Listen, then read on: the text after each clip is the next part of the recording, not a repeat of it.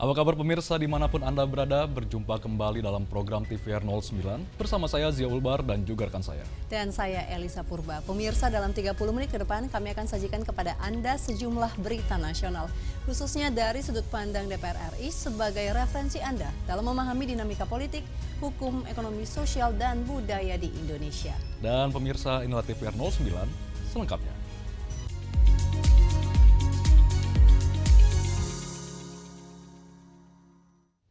Komisi 5 DPR RI dorong percepatan perbaikan data yang terintegrasi dan kolaborasi antar kementerian terkait guna atasi lambannya proses bantuan rumah subsidi termasuk proses administratif dan verifikasi data yang masih menjadi kendala. Peningkatan akses layanan bagi masyarakat berpenghasilan rendah untuk mendapatkan rumah subsidi terus dioptimalkan. Proses administratif dan verifikasi data yang lamban masih menjadi kendala. Komisi 5 DPR RI mendorong percepatan perbaikan data yang terintegrasi dan kolaborasi antar kementerian terkait. Anggota Komisi 5 DPR RI, Mori Hanafi, soroti sejumlah data yang belum menggambarkan kondisi terkini yang terjadi di masyarakat. Menurutnya, evaluasi dan penghapusan data bermasalah menjadi solusi konkret yang harus segera dilakukan Kementerian Perumahan dan Kawasan Pemukiman sehingga mampu mencapai target program 3 juta rumah subsidi. Lebih lanjut, Mori Hanafi meminta adanya penyederhanaan mekanisme sistem agar proses pengajuan lebih cepat dan tepat sasaran. Yang berikut Pak, kan kita sama-sama tahu bahwa data yang kita pakai itu adalah DESEM, data BPS. Di lapangan data ini udah nggak laku Pak, karena datanya nggak update. Pernah kita sepakati ini bahwa selain data DESEM dan BPS, bolehlah usulan-usulan kawan-kawan yang tentunya diverifikasi oleh teman-teman Balai Perumahan Bapak. Karena kenyataan di lapangan, ada yang 5 tahun lalu rumahnya jelek, sekarang bagus. Ada yang 5 tahun lalu rumahnya bagus, sekarang sudah jelek Pak. Ada yang dulu layak, sekarang gak layak. Ada yang sekarang gak layak, dulu dia layak.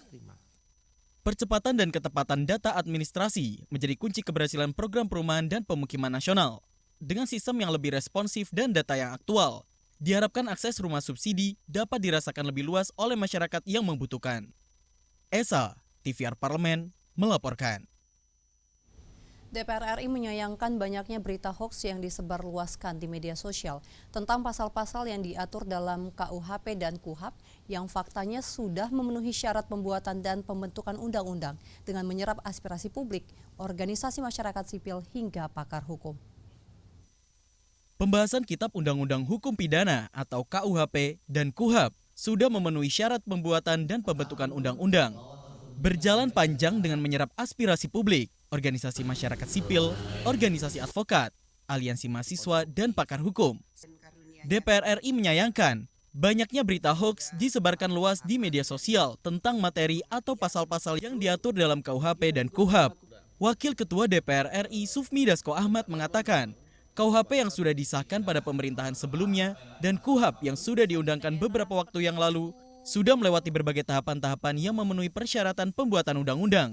Saya pikir KUHP yang sudah disahkan pada zaman pemerintahan sebelum dan KUHAP yang juga kemudian sudah diundangkan beberapa waktu yang lalu di DPR tentunya sudah melewati tahapan-tahapan yang menurut saya memenuhi persyaratan pembuatan undang-undang. Agak lama memang pembahasan KUHAP itu dalam hal menerima partisipasi publik. Tidak semua pihak bisa disenangkan dengan adanya undang-undang itu.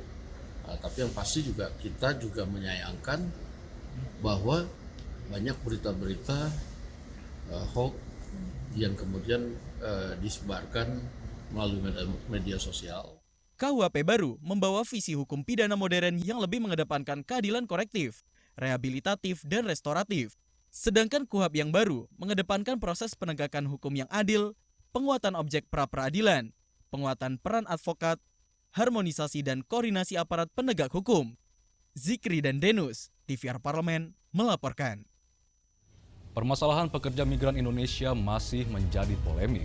Tingginya migrasi akibat kurangnya lapangan kerja di dalam negeri mendorong pekerja migran mencari penghidupan di luar negeri. Langkah apa yang diambil DPR RI untuk mengatasi persoalan ini? Usai jeda tetaplah di TVR 09.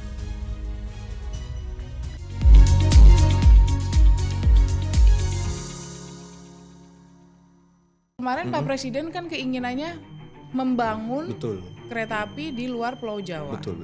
Kalau di daerah saya itu sebetulnya sudah ada kereta api, tapi yang menjadi ironis kereta apinya itu baru menghubungkan 3 kabupaten. Anggarannya itu sangat besar, tapi kan kalau cuma 3 kabupaten dampaknya Sayang. kurang besar gitu. Jadi kalau semua saling terkoneksi, Akan secara logistik akan jauh lebih murah, dan itu yang digaungkan oleh Bapak Presiden Prabowo. Ketika akan ada pembangunan, pasti akan ada dampak lingkungan yang harus benar-benar kita waspadai. Seperti apa gitu. Saya percaya betul pentingnya perencanaan yang baik sebetulnya. Harusnya dari awal itu analisa mengenai dampak lingkungannya itu harus diperkuat, amdal ini harus diperkuat. Jangan hanya sekedar tanda petik basa-basi aja untuk administrasi, tapi tidak betul-betul dipikirkan. Oh, Karena ada yang basa-basi ya? mudah-mudahan sih nggak ada ya. Mudah-mudahan. Dan salah satu yang saya soroti secara pribadi itu, kita selalu mengeluh tentang bencana banjir di semua daerah, semua anggota Dewan Komisi 5, tapi anggaran untuk penanganan bencananya itu relatif lebih kecil dibanding anggaran-anggaran lain, misalnya pembangunan jalan tol, apa segala macam. Bagaimana dengan realisasi 3 juta rumah? Ya.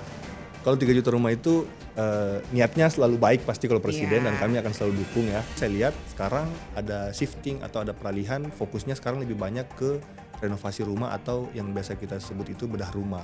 Karena memang masih sangat banyak masyarakat kita yang hidup di rumah yang tidak layak huni, sehingga fokus kementerian itu, kalau saya tidak salah itu 80% anggarannya itu fokus ke bedah rumah sekarang. Oke, berarti 3 Artinya juta ini masif. 3 juta ini coba dicapai dengan paling banyak itu dari anggaran APBN melalui bedah rumah sebetulnya.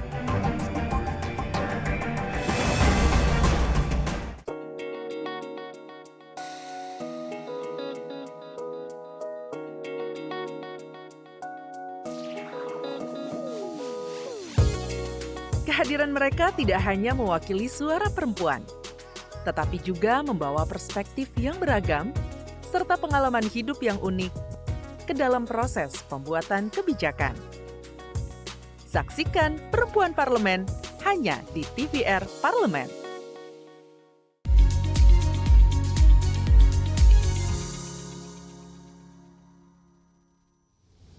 Anda kembali menyaksikan TVR 09. Pemirsa, Komisi 9 DPR RI mendorong Kementerian Ketenagakerjaan dan Kementerian Perlindungan Pekerja Migran Indonesia untuk segera menyelesaikan permasalahan PMI di tahap pra-penempatan, serta mengatur sistem perlindungan yang maksimal kepada pekerja migran. Permasalahan pekerja migran Indonesia adalah dilema ketenagakerjaan. Tingginya migrasi akibat masih kurangnya lapangan kerja di dalam negeri, mendorong pekerja migran mencari penghidupan di luar negeri. Komisi 9 DPR RI mendorong Kementerian Ketenagakerjaan dan Kementerian Perlindungan Pekerja Migran Indonesia segera menyelesaikan permasalahan PMI di tahap pra-penempatan dan mengatur sistem perlindungan yang maksimal kepada pekerja migran. Anggota Komisi 9 DPR RI, Neti Prasetyani menyampaikan, permasalahan pada fase pra-penempatan mencakup hampir 70% permasalahan pada proses perekrutan dan keberangkatan PMI. Berdasarkan prinsip fair recruitment berbasis ILO 2016, biaya migrasi PMI seharusnya tidak boleh dibebankan kepada pekerja.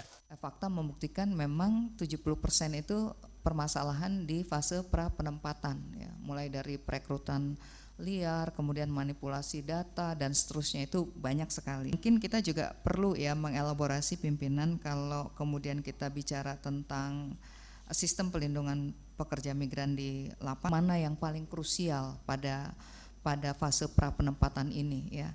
Kenapa? Karena ini sebetulnya pertemuan antara kepentingan dan kebutuhan, butuh pekerjaan untuk melanjutkan kehidupannya. Nah, bertemu dengan kepentingan ya, atas nama job order, atas nama peluang, atas nama status magang dan seterusnya. Neti menegaskan, untuk dapat menyelesaikan permasalahan pengelolaan pekerja migran Indonesia, negara dan pemerintah harus hadir secara penuh dalam memberikan intervensi efektif untuk menghentikan praktik pembebanan biaya berlebihan. Dari Senayan, Jakarta, Ferdian Nurrahman, TVR Parlemen melaporkan. Badan Legislasi DPR RI mendorong adanya regulasi yang menjamin perlindungan hak ekonomi seluruh ekosistem industri kreatif guna memberikan perlindungan dan keadilan royalti. Guna memberikan perlindungan dan keadilan royalti, Badan Legislasi atau BALEK DPR RI mendorong adanya regulasi yang menjamin perlindungan hak ekonomi seluruh ekosistem industri kreatif. Anggota Balik DPR RI Kawendra Lukistian menyampaikan, berbagai masukan dari lembaga manajemen kolektif menjadi bahan pertimbangan dalam penyempurnaan rancangan undang-undang atau RUU Hak Cipta. Menurutnya, pengaturan hak cipta harus menjangkau seluruh rantai ekosistem kreatif, tidak terbatas pada pelaku pertunjukan. Pencipta, produser, hingga pihak pendukung di balik proses karya perlu mendapat jaminan hak ekonomi yang adil dan berkelanjutan. Jadi memang ke depan ini memang butuh sekali kita banyak insight seperti ini, supaya semua elemen bangsa mendapatkan haknya hingga dia tutup usia. Karena kenapa? Pak Prabowo ini kan ingin semua elemen bangsa ini bahagia. Presiden kita saat ini. Tadi dari LMK Rai. Luar biasa. Kalau kita bedah lagi komponennya, nanti dari yang diperformkannya silahkan udah dapat apa segala macam. Tapi bahan bakunya katanya yang belum dapat perhatian. Kalau ditarik lagi ketika produksinya, yang mengisi komponen-komponen itu juga belum dapat perhatian. Nah terus kemudian dari backstager tadi, bagus juga tadi Mbak Sekjen menyampaikan. Sekarang kita sudah tetapkan, bahkan sudah berjalan, izin keluar kalau sudah bayar royalti. Melalui pembahasan RUU Hak Cipta, Balik DPR RI menegaskan komitmen untuk menghadirkan regulasi yang melindungi seluruh elemen bangsa, serta mendorong terwujudnya ekosistem kreatif yang adil, sehat, dan berkelanjutan. Halim Amrullah, TVR Parlemen, laporkan. Komisi 12 DPR RI menilai adanya permasalahan terkait hambatan peningkatan lifting perlu segera dicarikan solusi melalui penguatan kebijakan dan dukungan anggaran yang memadai. Keterbatasan anggaran eksplorasi dinilai menjadi faktor penting yang menghambat upaya peningkatan lifting migas nasional. Anggota Komisi 12 DPR RI menilai permasalahan ini perlu segera dicarikan solusi melalui penguatan kebijakan dan dukungan anggaran yang memadai. Anggota Komisi 12 DPR RI Ramson Siagian mengungkapkan, berbagai hambatan masih dihadapi kontraktor kontrak kerjasama, terutama terkait kebijakan dan anggaran, sebagaimana disampaikan Kepala SKK Migas Joko Siswanto. Menurut Ramson, faktor kebijakan menjadi sangat menentukan karena operator migas masih menghadapi kendala di lapangan. Upaya peningkatan lifting migas harus didukung data lapangan yang akurat dan kebijakan anggaran yang memadai. Bagi saya sebenarnya yang menjadi bahan pemikiran bagaimana meningkatkan lifting minyak. Memang ini faktor kebijakan, faktor polisi itu sangat menentukan karena saya juga mendapatkan informasi bahwa operator atau K3S ini menghadapi banyak hambatan. Itu sebenarnya yang perlu diangkat ke permukaan untuk dibahas solusinya. Dan sesuai tupoksi dari Komisi 7 DPR RI, ada fungsi legislasi, ada fungsi anggaran, fungsi pengawasan, bisa juga berkoordinasi dengan pemerintah, dalam hal ini menteri terkait, Menteri SDM, dan juga dengan SKK Migas, agar bagaimana menemukan formula-formulanya. Komisi 12 DPR RI berkomitmen mengagendakan pembahasan strategis bersama pemerintah dan SKK Migas untuk merumuskan langkah konkret yang mendorong peningkatan lifting migas nasional secara berkelanjutan.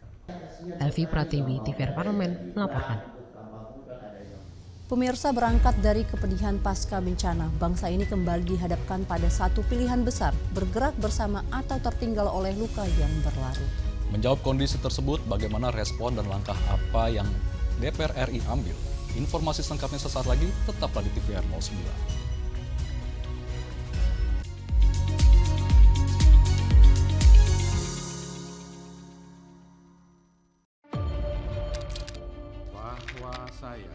Bahwa saya demi Allah saya bersumpah dan seadil-adilnya periode keanggotaan DPR RI hingga saat ini, yaitu terdapat 126 undang-undang yang telah selesai dibahas DPR RI. Terima kasih rekan Elisa dan juga Danina. Pemirsa,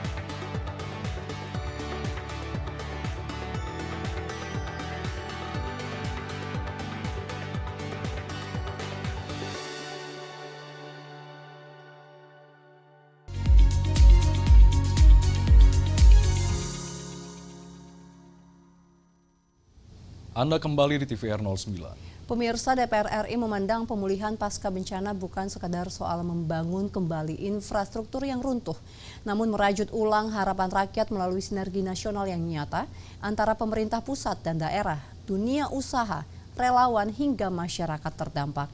Dalam kebersamaan itulah kecepatan dan ketepatan pemulihan menemukan maknanya, agar kehidupan dapat kembali berdenyut, ekonomi bangkit, dan negara hadir secara utuh di tengah warganya yang sedang berjuang bangkit. Dan mari kita simak liputan mendalam yang telah dikemas oleh tim redaksi TVR Parlemen dalam segmen editorial Parlemen berikut ini.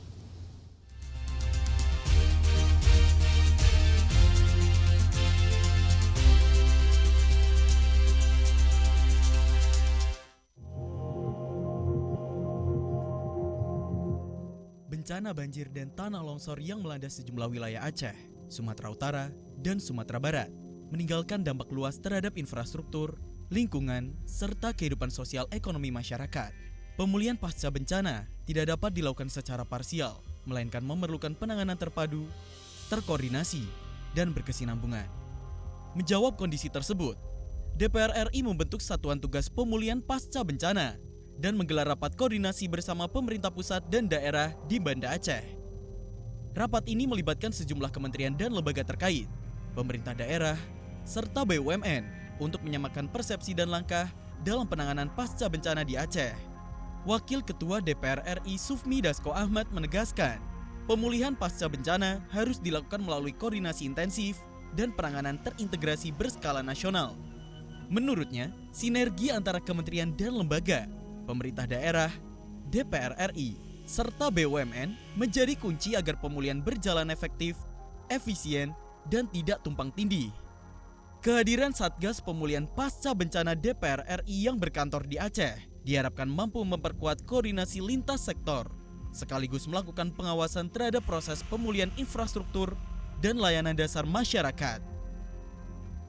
Bahwa rapat koordinasi hari ini antara DPR, pemerintah, kemudian pemerintah provinsi dan kabupaten kota terutama yang terdampak di Aceh, kita sepakat bahwa akan melakukan penanganan pemulihan pasca bencana ini dengan melakukan koordinasi yang intens dan terintegrasi. Nah, sehingga penanganan dengan skala nasional bisa membuat percepatan pemulihan bencana di daerah Aceh. Di tengah upaya pemulihan tersebut, DPR RI juga menyoroti sejumlah kendala di lapangan. Salah satunya terkait status kayu-kayu gelondongan yang terbawa arus banjir dan longsor. Wakil Ketua DPR RI Saan Mustopa menilai, belum adanya kepastian status hukum kayu tersebut membuat pemerintah daerah ragu untuk bertindak sehingga menghambat proses pemulihan.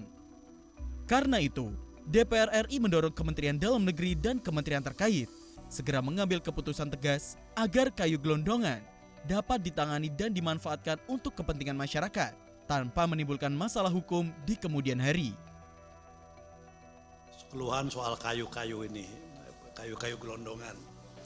Kayu-kayu gelondongan ini sudah numpuk, tapi kepala daerah kebingungan juga. Tidak punya keberanian, ini mau diapakan. Takut ada persoalan di kemudian hari.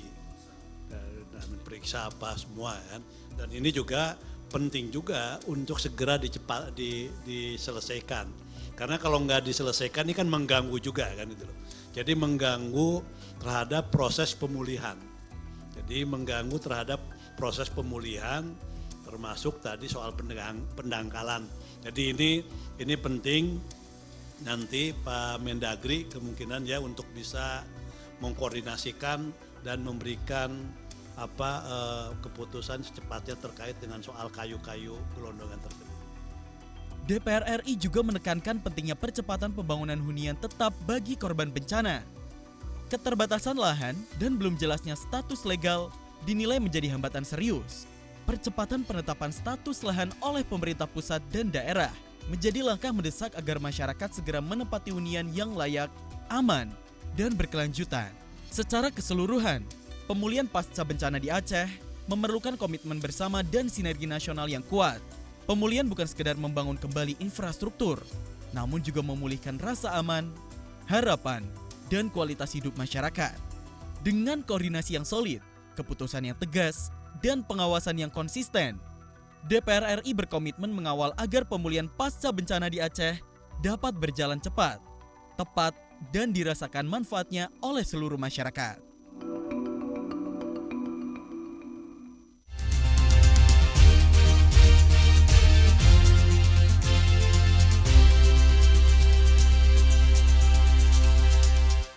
Menjaga produktivitas di tengah aktivitas padat seringkali menjadi tantangan, terutama jika tidak diimbangi dengan pengelolaan energi yang baik. Nah, untuk karena itu, produktif bukan berarti bekerja tanpa henti.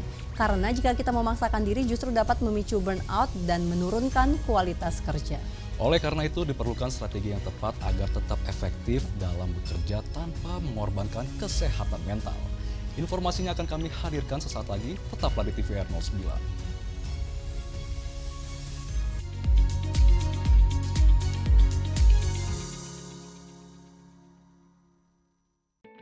Selamat datang di Biro Pemberitaan Parlemen.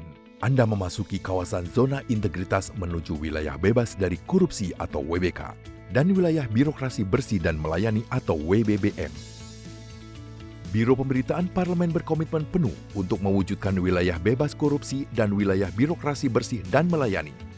Komitmen kami, pejabat dan jajaran memiliki komitmen tinggi untuk mewujudkan WBK dan WBBM melalui reformasi birokrasi, khususnya dalam hal pencegahan korupsi dan peningkatan kualitas pelayanan publik.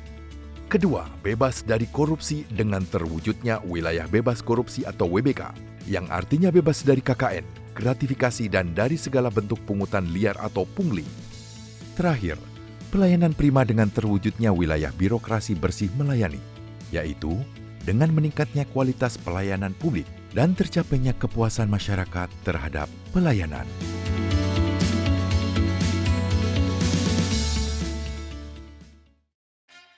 Yuk kita kenalan dengan anggota DPR RI periode tahun ini. Dari depan kursi. Di balik kursi. Gini, di balik kursi. Aku ingin menjadi sesuatu yang mungkin bisa kau rindu. Acap kahiji, rukun sakabehna. Gitulah pokoknya mah. Semakin penasaran kan bagaimana kiprah karir politiknya? Hanya di TVR Parlemen. Dari ruang sidang Senayan, Jakarta, menyajikan liputan langsung kinerja DPR RI.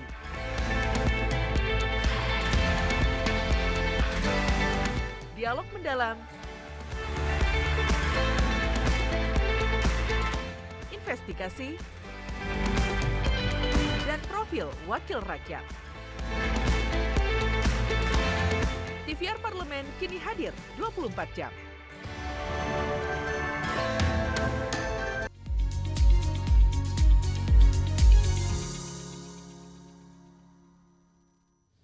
Anda kembali di TVR 09. Pemirsa, jika kita membahas mengenai burnout, mengatur prioritas, menyisipkan waktu istirahat, dan memahami batas kemampuan diri ini menjadi kunci untuk tetap produktif secara berkelanjutan. Dengan pola kerja yang seimbang, produktivitas dapat terjaga tanpa harus merasa lelah secara fisik maupun mental. Dan tentu tanpa berlama-lama, mari kita simak tips produktif tanpa burnout dalam segmen Intips, informasi dan tips untuk Anda.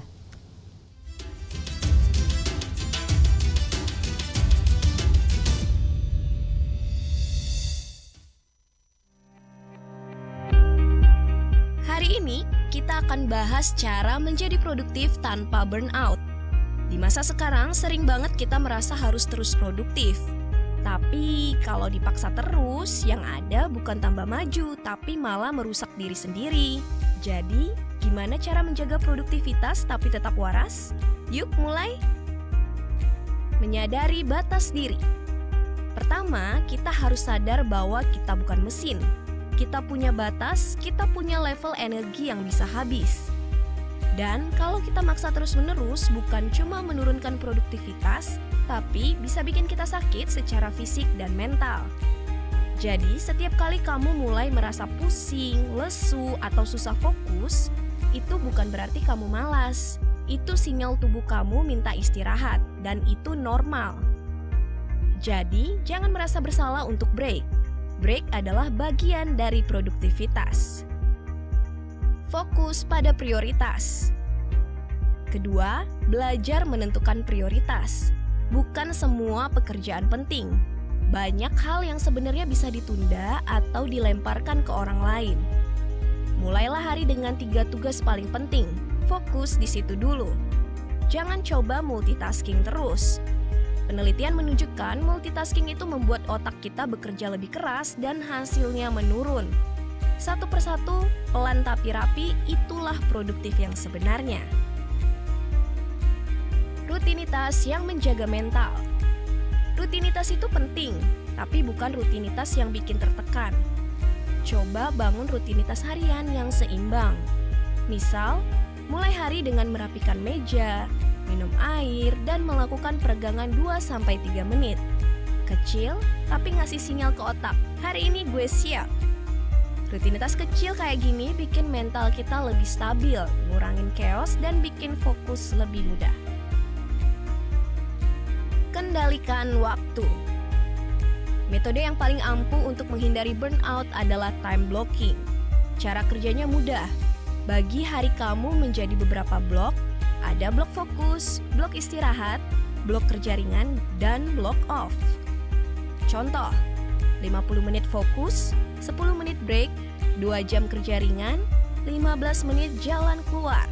Poinnya adalah memberikan otak ruang bernafas. Karena kalau kamu kerja 4 jam tanpa berhenti, produktivitas kamu turun tajam setelah jam pertama. Jadi jangan takut stop, stop itu bagian dari kerja. Mengatakan tidak. Ini penting dan seringkali menjadi akar burnout. Kamu terlalu sering mengiyakan semua hal. Padahal kamu punya batas. Waktu kamu terbatas, energi kamu terbatas. Kalau ada tugas yang bukan prioritas, bilang maaf, sekarang belum bisa. Kalau ada orang yang mendesak tapi kamu benar-benar penuh, bilang bisa tapi deadline harus disesuaikan. Belajar bilang tidak adalah skill produktivitas paling penting. Ingat, menjaga diri sendiri itu bukan sikap egois. Hargai diri sendiri. Terakhir, jangan lupa hargai diri sendiri. Tiap kali kamu selesai satu tugas, apresiasi diri kamu. Gak perlu besar, cukup 5 menit dengan kopi, jalan keliling rumah, atau mendengarkan lagu favorit. Kita terlalu sering fokus mengejar tugas sampai lupa menikmati hidup. Padahal, semakin kita bisa menghargai diri kita, semakin tinggi juga produktivitas kita. Jadi ingat, produktif bukan tentang terus-terusan bekerja. Produktif adalah tentang kerja pintar, punya batas, jaga mental, dan tetap menjadi manusia. Kalau kamu ingin tetap produktif jangka panjang, kamu harus bisa menjaga dirimu sendiri. Semoga setelah ini kamu bisa bekerja lebih tenang, lebih fokus, dan tentu tanpa burnout.